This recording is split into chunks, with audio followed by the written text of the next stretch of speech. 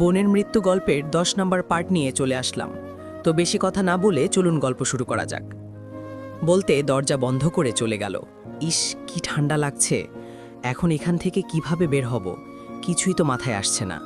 কালকে প্রথম ডিউটি আমার, যেভাবে হোক না কেন এখান থেকে আমাকে যেতেই হবে। বাঁচার জন্য খুব চেষ্টা করছি। হাতগুলো মনে হয় লাল হয়ে গিয়েছে, কিন্তু আবার রুমে দ্বিতীয়বারের মতো আলো জ্বলে উঠল। সামনে তাকিয়েই আমি হতভম্ব হয়ে গেলাম। আরে, এ তো ফাহিমের বাবা আর ফাহিম। এই, এত বাঁচার চেষ্টা করবি না, তুই চাইলেও এখান থেকে পালাতে পারবি না। আমি বললাম, আমার মনে হয় বহুদিন পর গর্ত থেকে বের হয়েছি। ফাহিম বলল, তোরে আমার সেই দিনই মেরে ফেলা উচিত ছিল। তুই আমার ছেলের 2টা হাত কেটে দিয়েছিস, এরপরও আমি তোরে কিছু করিনি, কিন্তু আজকে তোরে আমি কুকুরের মতোই মারব।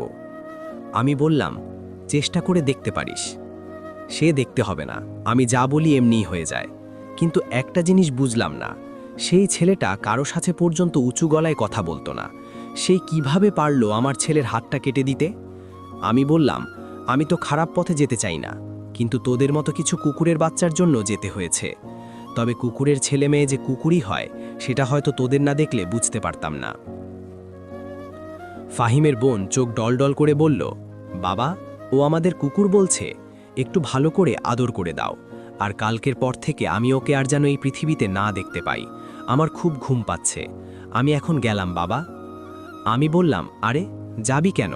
আমাকে মারবি না? তোর কত দম আছে তা আজকে আমি পাল্লা দিয়ে ওজন করে দেখব। আমি বললাম, আমার বাহু দুটো এখন বন্ধ আছে, তবে আমি যদি এখান থেকে যেতে পারি তোদের কাউকে ছাড়ব না, এটা মনে রাখিস। কিন্তু তুই তো আজকে এখান থেকে যেতেই পারবি না।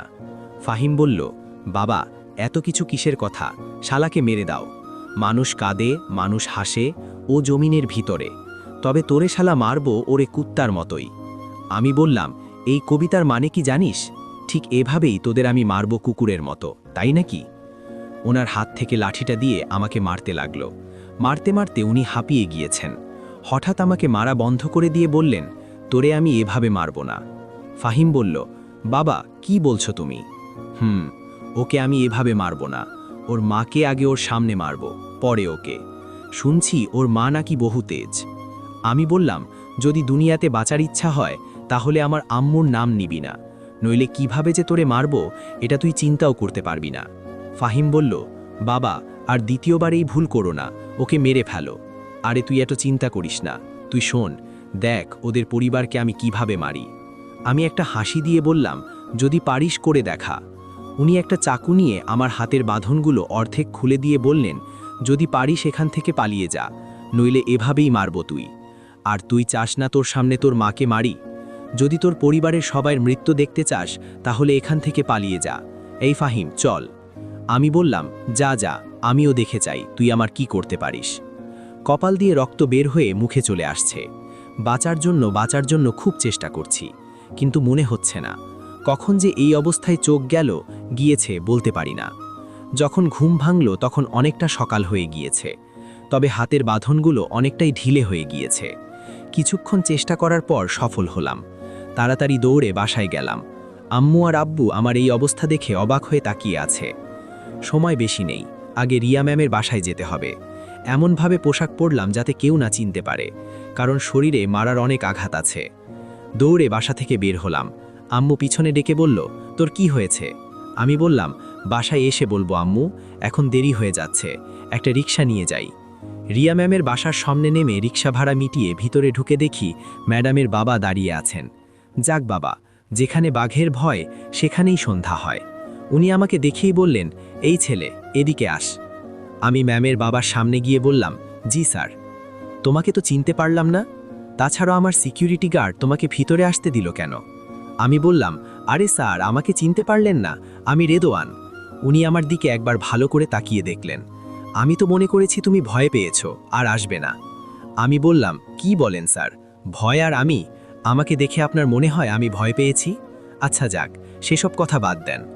তো এখন বলো, প্রথম দিন এত দেরি করলে কেন? আমি বললাম, স্যার, দেরি করতে চাইনি, কিন্তু আমার মাথা ব্যথা ছিল, মিথ্যা বললাম। প্রথম দিন দেরি করেছ তো মাফ করলাম, দ্বিতীয়বার যেন এমন ভুল না হয়। আমি বললাম, না, আর কখনো হবে না। এখন কি আমি যেতে পারি?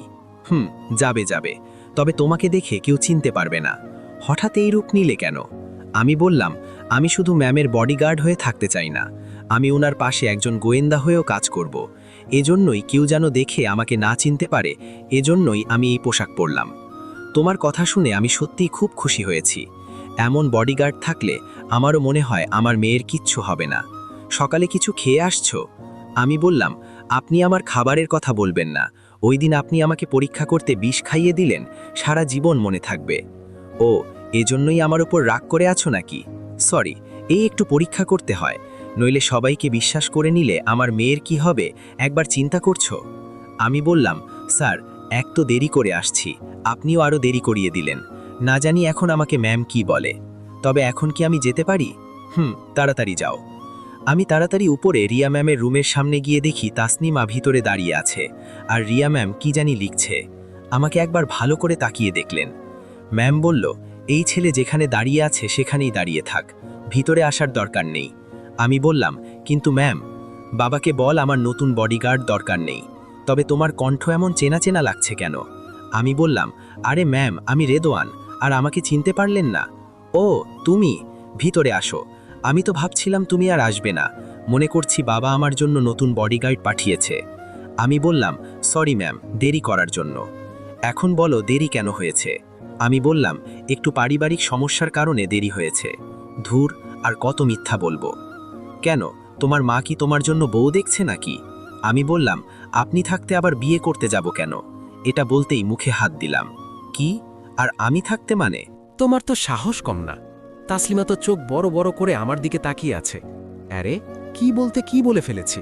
আমি বললাম, আরে ম্যাম, আমি বলছি, যেখানে আপনি বিয়ে করেন না সেখানে আপনার বডিগার্ড হয়ে আমি কিভাবে বিয়ে করব? আমি তো এটা আপনাকে বোঝাতে চেয়েছি, কি জানি আপনি কি বুঝলেন। ও, তাই বলো। আমি বললাম, তাসলিমা, তোর খবর কি? তাসলিমা বলল, ম্যাম, আমি একটু ওর সাথে বাহিরে কথা বলতে পারি? ম্যাম বলল, না, যা বলার এখানেই বল। তুই স্যারকে ইমপ্রেস দেখিস কেন? উনি কিন্তু খুব রেগে আছেন, যে কোনো সময় তোর এই চাকরি থেকে বের করে দিতে পারেন, এটা মাথায় রাখবি। আমি বললাম, তোর স্যারকে বলে দে, আমি কারো হুকুমে মেনে কাজ করতে পারি না, আমি যা করব সেটা আমার একার বিষয়। যদি এখানে আমাকে রাখে তো রাখবেই, নইলে আমার থানাতেই ভালো। হঠাৎ তোর কি হয়েছে যে এমন কথা বলছিস? আমি বললাম, কিছুই হয়নি, বাদ দে। ম্যাম বলল, তোমরা কি নিয়ে এভাবে ঝগড়া করছো? আমি বললাম, কিছু না ম্যাম, বাদ দেন। আজকে কি কোথাও বের হবেন নাকি? আজকে একটা জায়গায় যাব, এক বান্ধবীর বোনের বিয়ে। আমি বললাম, বের হবেন কখন ম্যাম? এই তো একটু পর। তবে তোমাকে দেখেই তো চেনা যায় না, কিন্তু তোমার মাস্কটা এমন লাল হয়ে গিয়েছে কেন? মুখে হাত দিয়ে দেখি সত্যি ভিজে গিয়েছে মাস্কটা রক্তে। আমি বললাম, ম্যাম, ওয়াশরুমটা কোন দিকে? ওই যে, ওই দিকে যাও। মুখটা কিছুটা পানি দিয়ে ধুয়ে আবার ম্যামের কাছে আসলাম। চলো। ম্যামের পিছন পিছন নিচে নামলাম। বাবা বলল, রিয়ামা, তুই একটু গাড়ির সামনে দাঁড়া, আমি রেদওয়ানের সাথে কিছু কথা আছে। আচ্ছা বাবা, তাড়াতাড়ি করো। এই একদিনে আমার নামটাও মুখস্থ করে নিল। এই ছেলেটা কি চিন্তা করে? আমি বললাম, চিন্তা করছি আবার আপনি কি আমার উপরে নতুন কোনো পরীক্ষার অ্যাপ্লাই করবেন নাকি?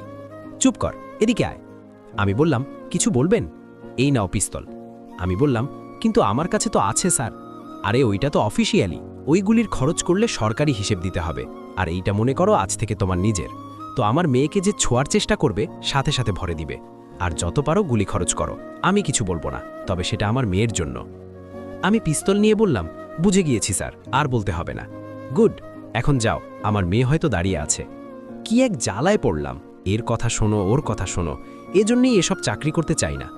বাহিরে এসে দেখি ম্যাম গাড়িতে উঠে গিয়েছে। তাসলিমা আজকে ডাক দিয়ে বলল, তাড়াতাড়ি আয়, সবাই তোর জন্য অপেক্ষা করছে। আমি গিয়ে তাসলিমার সাথে পিছনে বসে গেলাম। এই নে, স্যারের সাথে কথা বল। আমি বললাম, দেখ, এক কথা বারবার বলতে পারবো না, আর এখন উনি চাইলেও আমাকে এখান থেকে সরাতে পারবে না, কারণ সবাই এখন আমাকে বিশ্বাস করে। বলে দে স্যারকে। তাসলিমা মুখটা কালো করে বলল, এত উড়া ভালো না।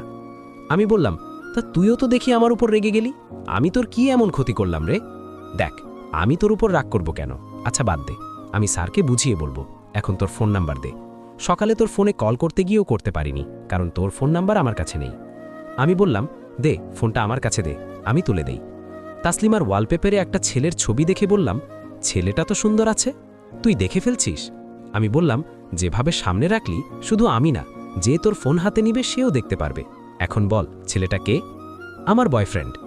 আমি বললাম, কেমন জানি চেনা চেনা লাগছে। সত্যি কথা বলতে ও আমাদের সিনিয়র স্যার। কি? সত্যি। আমি বললাম, কিন্তু দেখে তো এমন লাগছে না, অনেক আগের পিক এটা। তবে একটা কথা কি জানিস, এটা শুধু আমার ভালোবাসা। আমি বললাম, তোর ভালোবাসা মানে? আরে আমি শুধু ওনাকে ভালোবাসি, কিন্তু ভয়ে বলতে পারি না, ওই একতরফা ভালোবাসা যাকে বলে। আমি বললাম, ও এই ব্যাপার, এজন্যই আপনি আমার সাথে রাগ করলেন, এখন বুঝতে পারছি। তো তুই তো এখন লাইনে আসছিস, উনি শুনে ফেলবেন আমাদের কথা? না, বন্ধ করা যায়। আমি বললাম, তবে ওনাকে আমার একটু ভিলেন টাইপের লাগে, কেমন জানি সবসময় অদ্ভুত আচরণ করে। ওনার নামে একদম উল্টাপাল্টা কথা বলবি না। আমি বললাম, এত ভালোবাসা ওনার জন্য তো বলেই দিস না কেন? ভয় করে, এজন্যই বলতে পারি না। আমি বললাম, তবে কেন জানি আমার মনে হচ্ছে এই ভালোবাসা তোদের সফল হবে না, মজা করিস না আমার সাথে। আমি বললাম, আমি কিছুটা আন্দাজ করতে পারছি, পরে আরেকদিন তোরে আমি বুঝিয়ে বলবো। এই ড্রাইভার, আর কত দূর? এই তো স্যার, একটু সামনেই। আমি বললাম, তাসলিমা শোন, ম্যামের কাছে বা কারো কাছে আমাকে ফাঁসিও দিস না। তাসলিমা আমার দিকে তাকিয়ে দেখে বলল, এসব তোর আমাকে শিখাতে হবে না। গাড়ি থেকে নেমে ম্যামের গাড়ির দরজা খুলে দিলাম। উনি নেমে পড়লেন। ওনার আশেপাশে অনেক পুলিশ আছে, তবে আমি আর তাসলিমা ওনার দুই পাশে। ভাবতেও একটু ভালো লাগছে, এমনভাবে ওনার পাশে দাঁড়িয়ে আছি, কেউ দেখলে এমনিই ভয় পাবে। উনি ওনার বান্ধবীর সাথে কথা বলছেন, আর ওনার পাশে দাঁড়িয়ে আমরা শুনছি। কিরে রিয়া, এত দেরি করে আসলি কেন? সেই কখন তোর জন্য অপেক্ষা করে আছি। ম্যাম বলল, আমি তো সেই কখন থেকে রেডি হয়ে বসেছিলাম, এই একজন সিকিউরিটি গার্ডের জন্য দেরি হয়েছে। বাবা, এখন আবার দোষ ওর ঘাড়ে চাপিয়ে দিলি। এই তুই একটু দূরে যাও, ওর সাথে আমার কথা পার্সোনাল আছে। আমি বললাম, সরি ম্যাম, আমি এখান থেকে যেতে পারবো না, তবে তাসলিমা থাকবে, আর তাসলিমা মেয়ে, এর উপর খেয়াল রাখব। না, এই মেয়েকে যেতে হবে। আমি বললাম, ম্যাম মারতে চান? রিয়া বলল, কি করে তোর বডিগার্ড?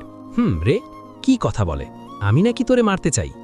আমি বললাম, ম্যাম ওনার হাবভাব ভালো রাখছে না, দেখ তোর বডিগার্ডকে এখন থেকে যেতে বল, নইলে আমি ওরে খুন করে নেব। পিস্তল বের করে বললাম, এটা তো ভালো করেই চেনেন। রিয়া ম্যাম একটা হাসি দিয়ে বলল, কিরে তুই কি আবার ভয় পেলি? মেয়েটা ভয় একাকার হয়ে বলল, না না, আমি আবার ভয় পাবো কেন? বুঝে গিয়েছি, আর বলতে হবে না। শোন, ওদের কাজ আমাকে সুরক্ষা দেওয়া, তুই বললেও শুনবে না। রেদওয়ান আর তাসলিমা একটু ওই দিকে যাও। আমি কতটা সময় থাকবো ম্যাম? এই 10 মিনিট। তাসলিমা বলল, যদি ম্যামের কিছু হয় না তো কি হবে জানেন? আমি বললাম, এই রিয়া, এসব বডিগার্ড দিয়ে কিচ্ছু যায় আসে না, দেখ মনে হয় একদম নিষ্পাপ, আর ভিতরে। শুধু এটাই শুনে আমরা ম্যামের থেকে একটু দূরে চলে আসলাম। রেদওয়ান, তুই তো আজকে ফাটিয়ে দিলি। আমি বললাম, ম্যামের বডিগার্ড আমি, এটা মাথায় রাখতে হবে না? স্বরমন্ত্রী দিনে কেমন একটা সম্মান লাগে না রে? ঠিকই বললি, শরীরে আলাদা একটা ভাব জমে গিয়েছে। আমি একটা হাসি দিয়ে বললাম, তোর পিছনে তো এখন ছেলে লাইন লেগে থাকবে। তাসলিমা চুল ঠিক করতে করতে বলল, তাই তো, এটা তো আমি চিন্তাও করিনি। হঠাৎ আবার তাসলিমার মুখ কালো হয়ে গিয়েছে।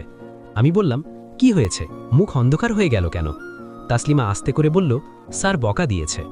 আমি বললাম, দূর, এজন্যই আমি বলি, কারো কথা শুনে কাজ করতে চাই না, যখন যা বলবে তাই শুনতে হবে, কাজ করারও তো একটা মজা আছে নাকি? উনি তো আজকের পর থেকে আর চাকরিতে রাখবেন না বলছে। আমি একটা হাসি দিয়ে বললাম, দেখা যাবে কে কাকে চাকরিতে রাখে। বিয়ের ঝামেলা মিটিয়ে গাড়ির কাছে গেলাম, কিন্তু অবাক করে দিয়ে ম্যাম সবাইকে চলে যেতে বলল।